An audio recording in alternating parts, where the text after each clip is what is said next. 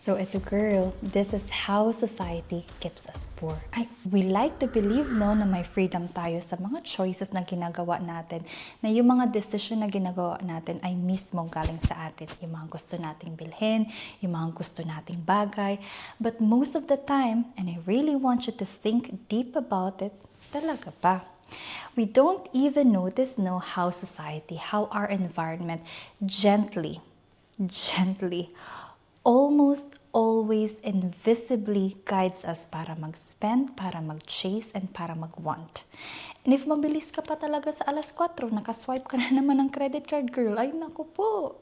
We use the term, diba, marupok. So for today's vlog, let's talk about being marupok. Charot. How society, how us being marupok keeps us poor. So maliit lang naman yan, nagsisimula nagko-commute ka sa MRT halimbawa, ay nakakita ka ng billboard, ng paborito mong artista, nag-endorse ng whitening product, ay sapol yung insecurity mo.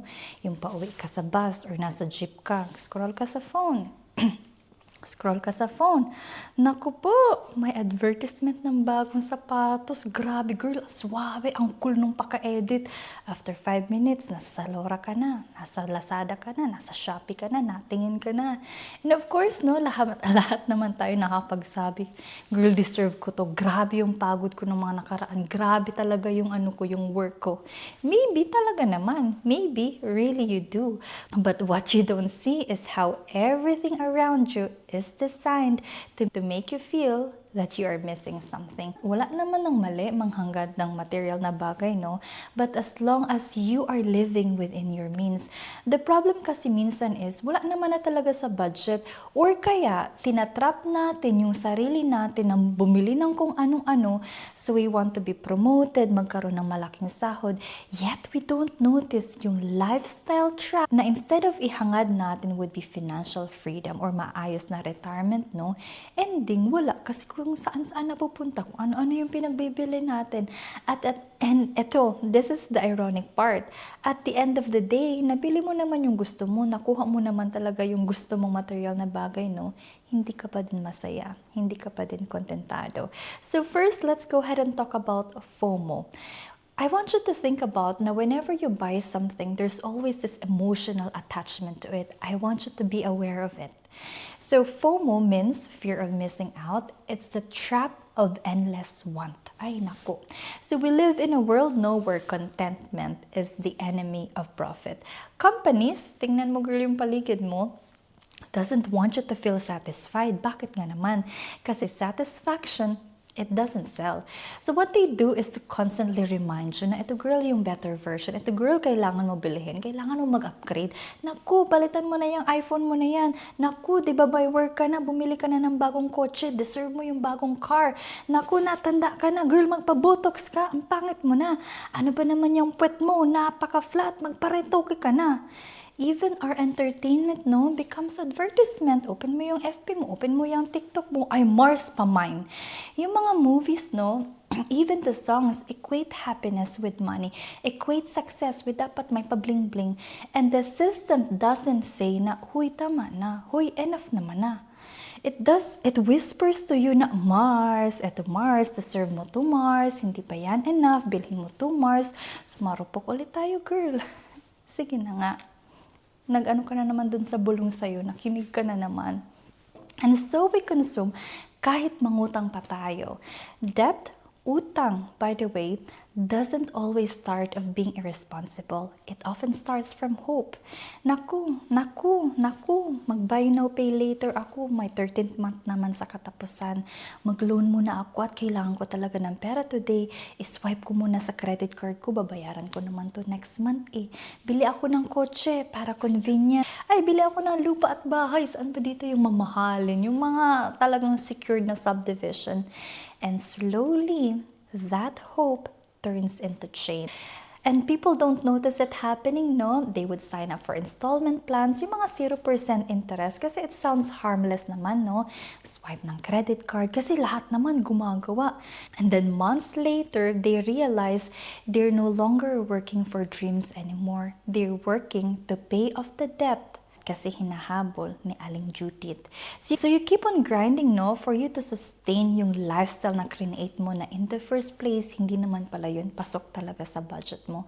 So slowly, madidrain ka. And that cycle repeat, and that's how the system was built. Second, illusion of choice. Sabi nila, may choice tayo. Oo naman talaga. Pasok ka girl sa grocery aisle.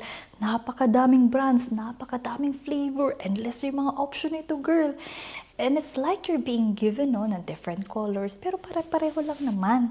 The real choice is when you step outside the system. And that part, hindi yun pinapakita.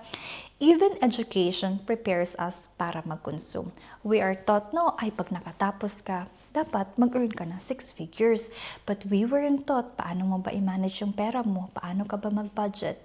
We learn to dream of success, but not freedom. And ang sinasabi sa atin, good life means filling our closet with lots of things, but not looking within ourselves, about being aware of our own shadow, our own insecurity, our own trauma, and our own fear.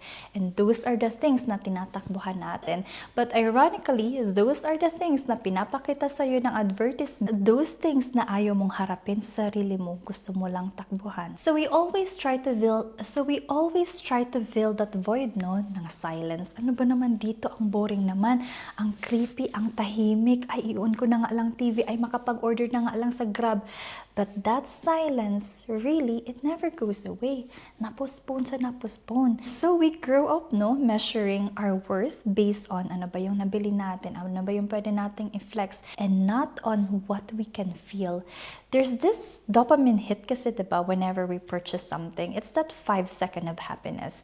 Pero, pag yung dopamine na yan, nag-fade na, you're on to searching, ay, ano ba naman yung next ko na naman na bibilhin? We end up chasing temporary happiness through permanent expenses. And in that cycle, we forget the difference between pleasure and peace. Pleasure, it's loud, fast yan, and short-lived. But peace naman, diba? It is quiet, slow, and lasting. But peace doesn't make anyone rich, so society would sell us pleasure instead. So ayun, nakinig ka na naman. Last one would be the social pressure. So here's the pressure, from around us, from sa family natin, sa friends natin, sa colleagues, also caught up in that same trap, in that same bubble. And minsan magigilty ka kasi hindi ka makakip up. Lahat ng barkada mo, girl, naka-iPhone 17, ikaw naka-iPhone 12 ka pa. Oh my God. Naku, lahat na naka-Chanel bag, lahat na nakapunta sa Instagrammable vacation, ikaw, girl, hindi pa din.